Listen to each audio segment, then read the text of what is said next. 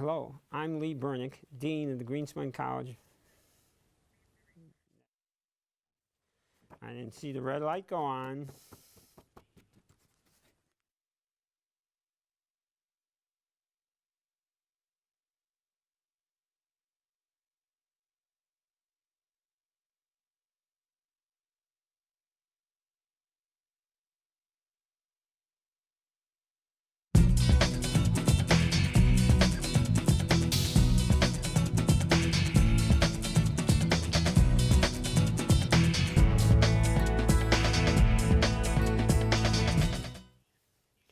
Hello, I'm Lee Bernick, Dean of the Greenspan College of Urban Affairs, and I want to welcome you to another edition of the Urban Report.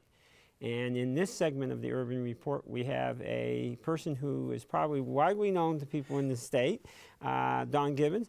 Dawn, you were from the north, From right? the north, former First Lady, former state legislator, business person, and now I'm down here in sunny Las Vegas and working for Jim Rogers. And you are Director of Community and Public Relations. Okay, for? Channel 3, News 3, KSNV News 3. Okay, that's it. And we had to get the plug in here, right? Absolutely. Absolutely. Well, one of the jobs, I mean, there are lots of different facets to your job as Director of Communications and Public Relations. But one of the things that you've done is that you have created a partnership with us at the school, the Hank Greenspan School of Journalism and Media Studies. Can you talk a little bit about that partnership? Well, I think it was a little bit your idea at first, but we just thought it was a great idea and went forward with it. It has been an exciting time for us. We get to work with the students. We get to visit the classrooms, get to know them. They pitch some ideas. We pitch some back. Usually their ideas are better than our ideas, but we go with whatever they say. And they've done some pretty good work. And this time I was so excited because this class produced 4 that were quality enough for putting on air. And we have them on air now. Well, that's great. I'm going to ask them if we can we'll do this early on in this conversation. We'll ask them to run one of the PSAs. So this is a PSA that we're going to show that is one that was created by one of our students that you're going to be airing. Yes, right? In fact, I think if it's the one with animals, it's one of our favorite ones. And she just had to make one little correction, so I just put it on air today. Is that right? Yeah. So if you're watching Channel 3, if they watch Channel 3, they might get to see this? So can we get this PSA up on here? Let's see if we can get it.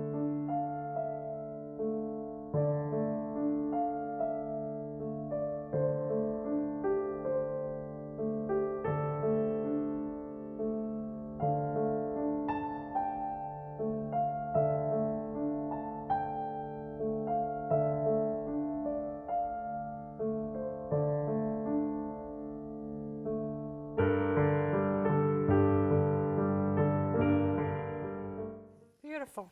It's a great show. Now this is this PSA was created by a student, right?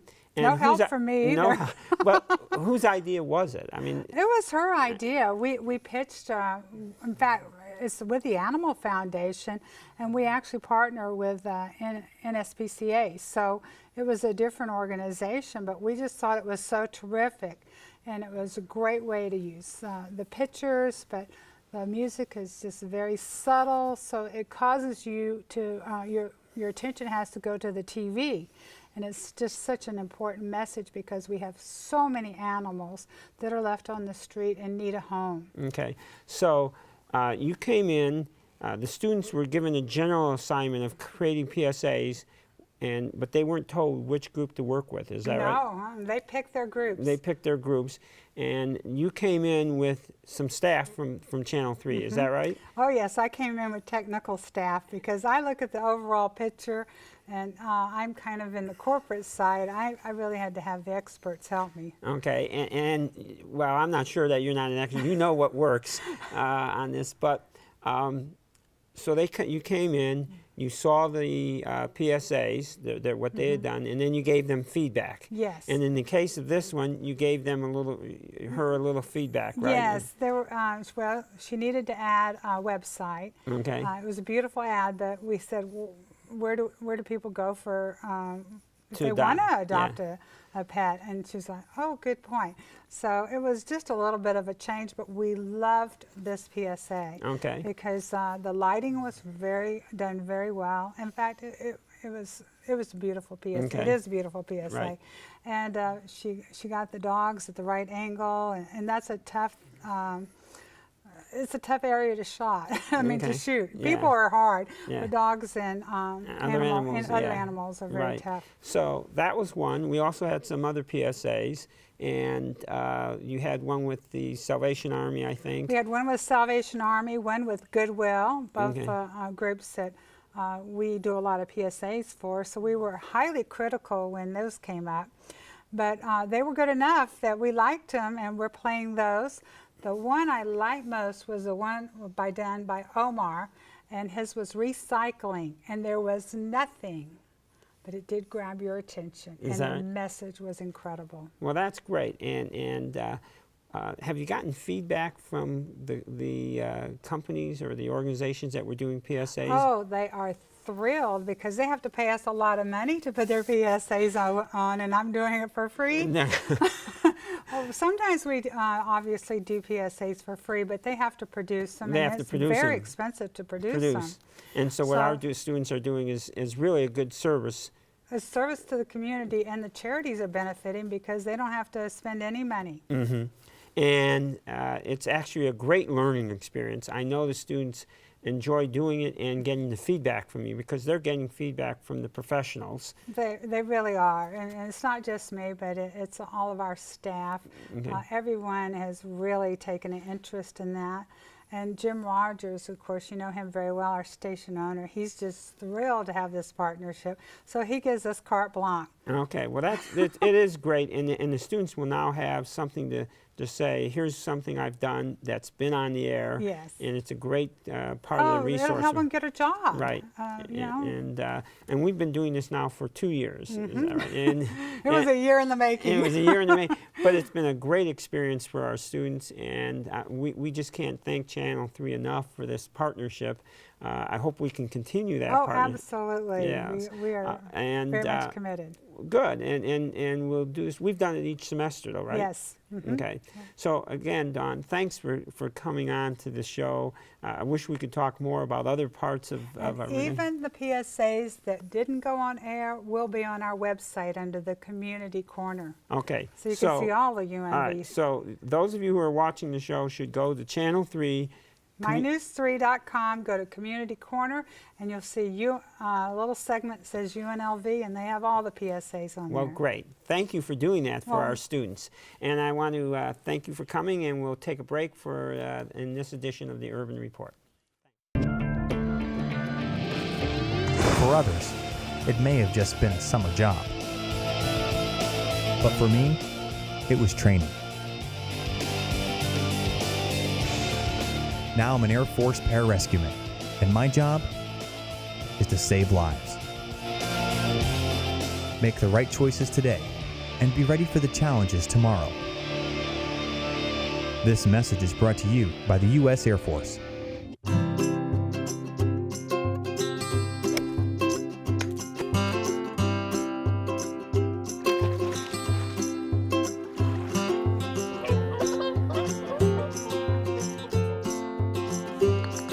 Think you found every hazard out here today?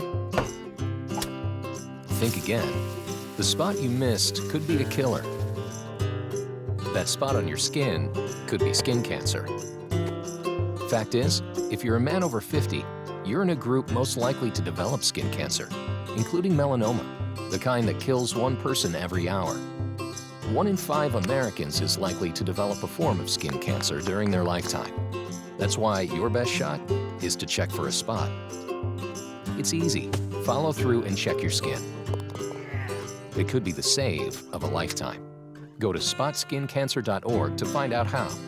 A message from the American Academy of Dermatology. Winston, just one more inning, Grandma. Ever notice how many things today kids can do without actually moving? A whole lot of things their parents used to do the hard way. So many kids' activities today seem to leave out the activity part. which makes exercise even more important for children. In fact, new research tells us the best time to enhance bone development is during childhood and adolescence. And just getting children to walk an extra 35 minutes a day could spare them the pain of thinning bones later in life. Healthy bones come from healthy habits. Encourage your kids to get up, get out, and get moving. Hello. Hey, Grandma, how about another grape soda? A public service message on building strong bones for kids from the Pediatric Orthopedic Society of North America and the American Academy of Orthopedic Surgeons. Welcome back to the Urban Report. And in this edition, I have another graduate student who participated in our research symposium, poster presentations. We had this last week, and our guest is Kristine Estrella. And Kristine, you're a CRJ criminal justice graduate student, is that right? Yep, I'm graduating this May. And you're graduating in May? Mm-hmm. Okay, and so this was a thesis project, is that what this was? Originally it was a side research project with Dr. Maddenson, and we're actually working on this to become a paper to get published. So what I presented at the symposium is a snapshot of what we have in the future. Okay, and so the project, we'll see if they can bring up the poster, but the project is about what? Tell me the problem-oriented? Problem-oriented policing. The father of this particular concept is Herman Goldstein, and you're generally identifying a problem within the community or something within the police agency, and then you're going to find a systematic way to solve the problem. There are several different approaches. The most popular one used by police agencies is the SARA model. It's a 4-step process using scanning as the first step, an analysis is the second, response is the third, and the final step is assessment. Okay, now but scanning what? Scanning the problem? Scanning, you're scanning the area, identifying what are the issues or the common trends. Sometimes you'll use intelligence-led policing data or something that a lieutenant or sergeant found as a big issue in a particular area. Okay, and so are you focused in on a specific problem? Is that what you're saying? Yes. Okay. You need to identify exactly what you're looking into. Okay, and is this something that is unique for Metro, or is it something that we've been doing a lot? Or so what was the reason behind your project? What were you looking to try to answer? What we were trying to answer in this particular study we're trying to identify the obstacles in implementing these type of projects. In the past research, they've noticed that there has been a trend that some projects are successful and some are not. And we wanted to see how the process of what is impeding these projects from being successful. Okay, and so what did you find out about this? Did you find some things that were obstacles? Yeah, we actually found a lot more than what has been published. A previous researchers, Sidebottom and Tilly, in their 2011 article, identified 5, which mostly focused on Five obstacles. 5 obstacles. And they focused on?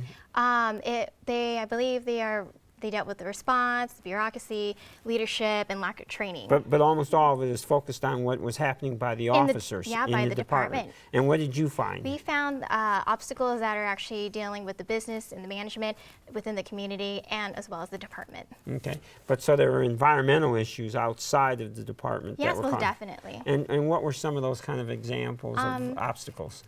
Some of the obstacles that we found that are outside of the departmental are the community managers, the lack of residents' motivation to actually participate. We also found one of the most interesting things that the residents found that they were more fearful of disorderly crimes, such as trespassing and noise and strangers, rather than than the violent and property crimes itself, such as murder or burglary. We also found that they lack communication, not only the department lacked communication between the officers, but as well with the management and the residents as well. So the residents, though, and this is a big issue, I think the residents were fearful of certain crimes over others, but were they able to communicate with the managers or with the police officers? Is that one of the issues that you? Yeah, They lack communication, but throughout the four-stage process, they increase the communication. I think it's because of the partnership they developed with UNLV students. One way that they reached out to the managers and the residents is by having UNLV students participate in the delivery of a survey, which was a great response rate. Okay, so you did a survey of the community members in, Yes. in a specific community here in, Yes. in Vegas, right? Phase one, it's 4 apartment complexes. It consisted of 4 apartment complexes, and we surveyed all the residents and the managers. Okay, and how many people were? Well, we received 280 responses. Wow, that's a great response. It's a 2-day process. It's a 2-day process on this. And so you're able to do this, and you're looking to think about getting this published with Dr. Madsen, Yes. right? And you also have a colleague. There was another person working Yes, on your Vicki project. Right? Luong. Pardon? She's my partner Okay. in the project. And is she getting ready to graduate also? She has 1 more semester left. So she has another semester. Okay, and what are you going to do when you're done? When I'm done, I hope to become a researcher, or once I get into a PhD program, become a professor. Okay, so you're thinking about going on to graduate school to get a PhD? Yes, I love Okay. the research. Okay. Yeah. Well, we want to thank you. We want to congratulate you for winning one of the awards in our poster presentation, and we want to thank you for coming to the Urban Report, and we appreciate you, and good luck in the future. If you could see anything in the world, what would it be? I'd love to see Paris. I like to see cupcakes falling from the sky.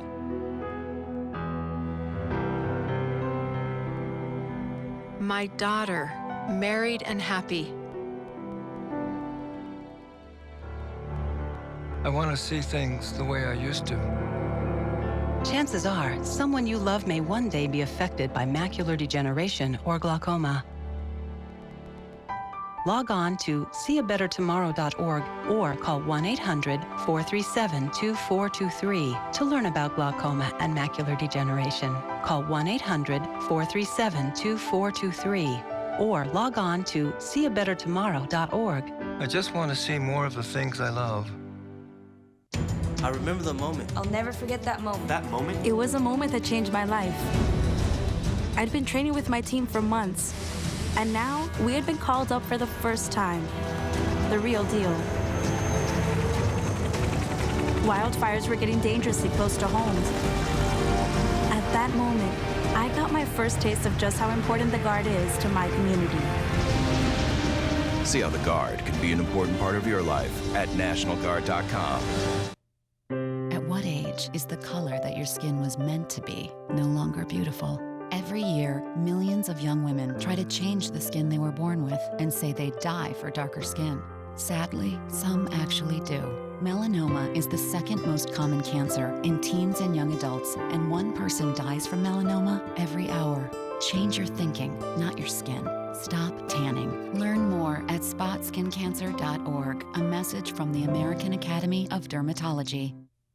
Something's not right. My first symptoms were constant tingling in my toes. My legs, sometimes they'll go numb. Double vision. They said you have multiple sclerosis. Well, the beginning is the hardest time. Kind of had to get a grasp on reality. I had to adapt and change very rapidly. I had to learn how to drive with my hands. Yeah, that was interesting. I was a dancer. I don't see walking the way I walk any different than doing a dance. It just looks different. It's a different dance. You see me have an off day, it doesn't take away from who I am. A symptom may cause you not to be able to do that anymore. And at one point, I wasn't able to do any of those. But I would exercise every day. Since I've been cycling, it's definitely helped my walking. To make a lot of changes in my life and just adapt to it. I'm going to acknowledge its presence. I'm not going to discount it. But at the same time, I'm going to try my best to not let it stop me. It's a fantastic opportunity to be working together with a common goal of curing MS, and sharing is the key.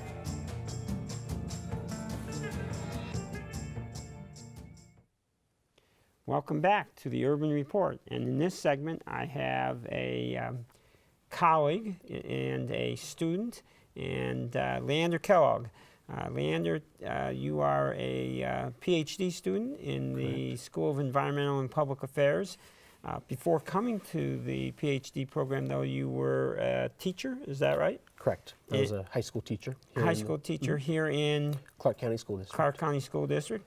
And this last year, you took a leave from the school district, and you are working here at the university as a faculty member. Correct. And so while you're working on your PhD, you're also a faculty member here.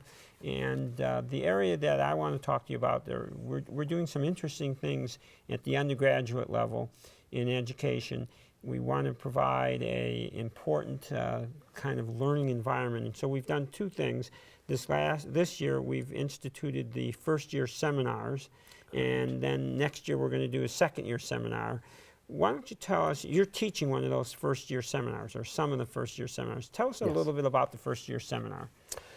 The first-year seminar is, obviously it's a requirement now for students that are freshmen or first-year students, and it really has a couple of different goals. One is to introduce students to the university undergraduate learning objectives, which are a series of objectives that we would hope all students, when they're completed with their experience at UNLV, will have obtained. And then the second part is to also introduce them to the various resources that the university has, including introduction to various career types. So for example, within our particular courses, we have faculty members from the Greenspun College of Urban Affairs come in and present on what they're doing in their areas of research to introduce those different ideas to the students.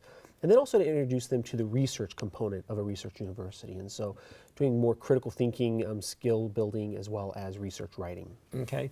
And I know another segment, and we had something yesterday in the lobby of our building. We also require the students in our first year experience to have a service learning component. Is that right? Correct. So part of the getting to know more about the university and the resources is also then extending that into the community. And so with the service learning project, each of the courses will go out and provide service to some various organizations. Some of them have included Shade Tree, Opportunity Village, Habitat for Humanity. And so the students, either individually or within a group or even the class, will go out and spend anywhere from 4 to 8 hours providing services. And then they'll come back into the class and either do some sort of writing exercise with that, or for the example of my class, then they're going to also do some group presentations, where then they're also practicing oral presentations. Okay. And again, it's a great opportunity for them to get out into the community and understand some of the issues in the community. Yes. We think it's important for the students to get involved in the community. Speaking of that, then, there is now a requirement for a second-year seminar, and in our college we're going to have a second-year seminar across all the different departments, right? And our seminar is going to focus on civic engagement. And so what do we mean by civic engagement? Civic engagement in this case is, when we look at the various departments and groups within the College of Urban Affairs, is this idea of being active citizens within your community. And so taking a responsibility of understanding that you do have a role that you can and should play, and introducing them to various concepts of this, whether it be from a political perspective, an education perspective, a community service perspective, but looking at for the course that we've designed, looking at some of the history of civic engagement, which includes also the decline in civic engagements, which we're seeing over the last several decades, and then hopefully helping our students to, through this experience, to develop the skills and the desires to be more actively engaged within their communities. So what we're doing is several things here. Again, this is supposed to be one of those high-impact learning activities, because there's going to be a small class, no more than 25 students. Yes.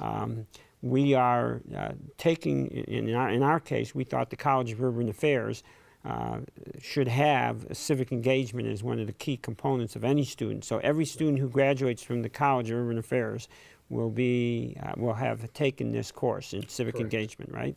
And you've mentioned, I think, an important ingredient here. That one of our concerns is that over time, what have we found about civic engagement? That it's declined, especially when we look at the younger generations as they're becoming adults, that there's less involvement within community, less feeling of this connectedness, and hoping to introduce them to these concepts. And then similar to the first year experience where we have the service learning, within the second year experience, we're going to have a civic engagement experience. And so it might involve service, depending on the department, or it might involve something involving advocacy, you know, whether it be a letter writing campaign or becoming involved within something that is important civically within that particular department. And so again, taking it outside of the classroom as well. Okay. And again, I think one of the things that we talked about this decline, it's Robert Putnam's, right? Yes, Bowling Alone. Bowling Alone, and that may be one of the books that we use in the course. Correct. But every department will be able to create their own. Correct. There will be customization where the intent at this point is to have a common text, but then each department will supplement with readings and writing activities that relate to their particular field of study. Well, I think that when we talk about a common text, I think what we've said is that there will be a set of texts. Yes. That there isn't one text that's mandated. Correct. There will be a list of. A list of books, so that each department, so communication studies will have something different than maybe criminal justice and everything. Correct. But everybody will be involved in this issue of civic engagement. And so this is another one of those unique kind of things. You participated in creating this seminar, right? There was a symposium for faculty across our whole college and across Correct. the university in designing this symposium in the second year experience. Is that right? Yes. Okay. And so I want to thank you for working on that. I want to thank you for coming to the show and talking about the civic engagement and the first year, because these are important kinds of changes in our way that we try to help undergraduate students. And one of the goals is with these programs is to increase retention and our graduation rates. And the university is doing some very unique things to try and establish that. I want to thank you for watching the Urban Report. If you have questions or comments or concerns, you can always contact us at the Dean's Office in the Greenspan College of Urban Affairs. And again, thank you for watching the Urban Report. And Leander, thank you for being on the Urban Report.